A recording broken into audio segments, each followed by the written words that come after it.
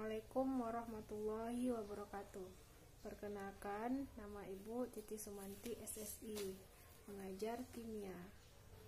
Pada pertemuan kali ini, Ibu akan menjelaskan tentang apa itu ilmu kimia.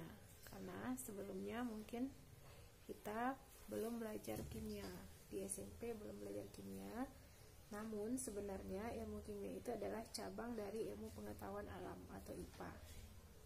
Di SMA ini kita akan belajar lebih banyak lagi tentang ilmu kimia.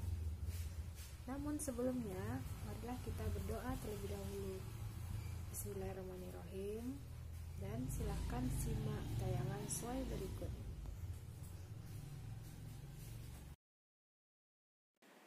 Halo, selamat bertemu dengan pelajaran kimia bersama Ibu Titi Sumanti.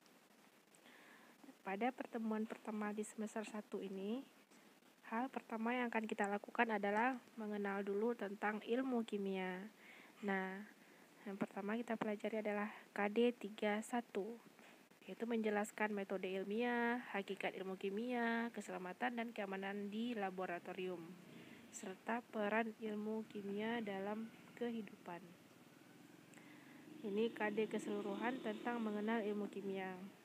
Namun pada hari ini kita hanya mengenal 3 poin yang penting.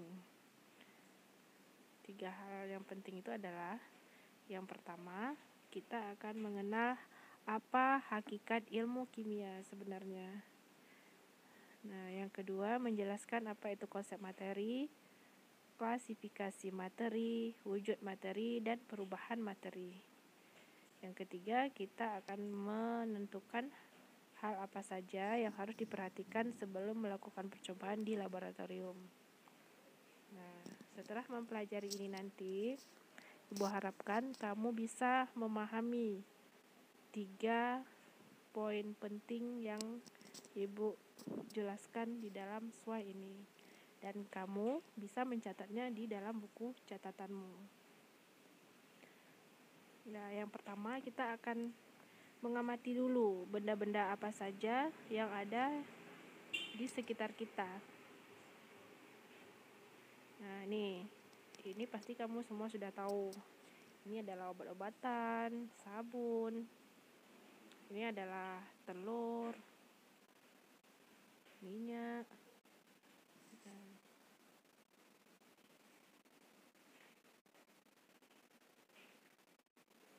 Ya, kemudian Ibu mau bertanya, apakah benda itu atau materi yang ditampilkan itu merupakan bahan kimia? Menurutmu bagaimana? Nah, sebenarnya bahan-bahan atau benda yang ditampilkan itu semuanya adalah bahan kimia.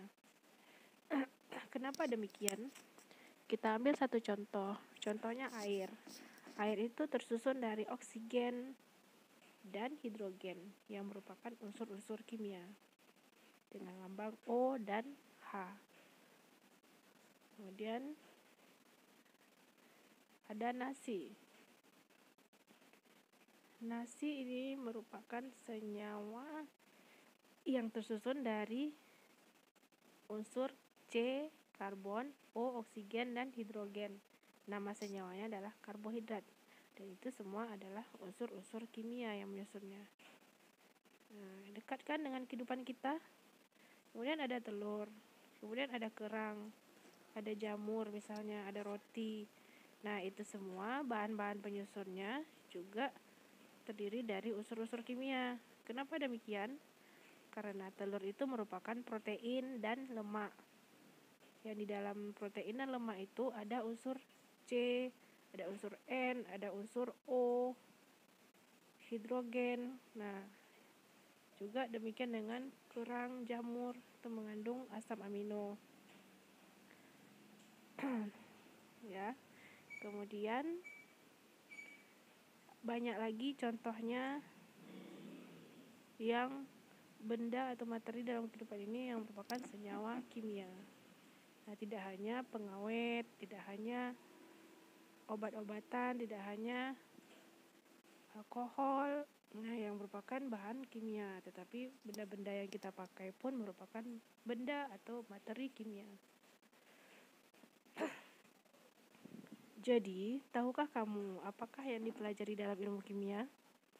Sudah tahukah setelah melihat benda-benda tadi? Nah, jadi ilmu kimia itu sebenarnya adalah ilmu yang mempelajari tentang materi, baik itu susunan, struktur, sifat, dan perubahan materi, serta energi yang menyertai perubahan materi tersebut.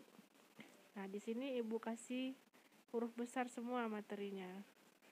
Jadi itu adalah titik kata kunci yang dipelajari di kimia, yaitu mempelajari materi.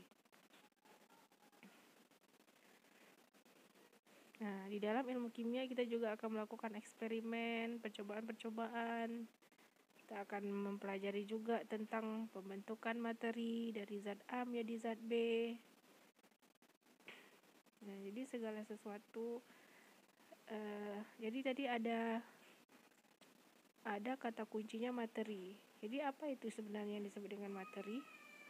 Nah, kita lihat dulu contoh. Ini adalah contoh-contoh materi. Ini ada arang. Nah, ada apa lagi? Ada buah duku. Ya. Ada buku. Ada awan. Nah, jadi semua yang ada di alam adalah materi. Kenapa dia disebut materi? Karena segala sesuatu yang dapat menempati ruang dan memiliki massa itu adalah materi. Nah, nih, menempati ruang dan memiliki massa. Menempati ruang dan memiliki massa. Awan juga demikian. Menempati ruang dan memiliki massa. Nah, di dalam slide ini ada materi tentang pengelompokan materi dan perubahan-perubahan materi. Nah, silakan kalian klik di video di dalam slide ini, keduanya harus ditonton sampai selesai supaya kalian bisa memahami apa itu klasifikasi materi dan perubahan materi. Nah, selanjutnya sebelum memasuki laboratorium, kita juga harus memahami dulu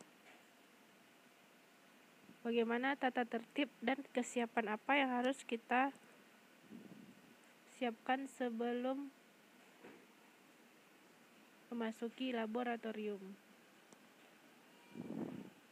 Nah, ini kalian baca langkah-langkah keselamatan di laboratorium. Persiapan apa saja yang dibolehkan, apa saja yang tidak dibolehkan. Nah, di sini semuanya. Kemudian tata tertib, harus memakai baju khusus praktikum. Nah, di dalam laboratorium itu tersedia zat dan alat-alat yang berbahaya. Nah, di situ ada lambang-lambang sifat senyawa-senyawa kimia. Nah, sesuai dengan gambarnya nanti kalian bisa baca.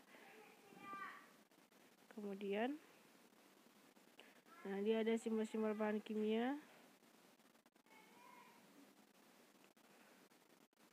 Nah, silakan dipelajari di dalam slide itu secara lengkap. Nah, ini ada alat-alat kimia. Nah,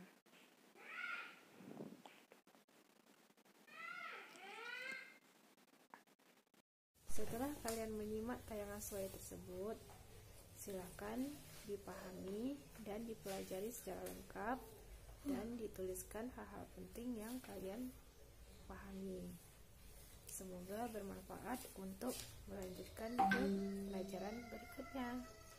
Assalamualaikum warahmatullahi wabarakatuh.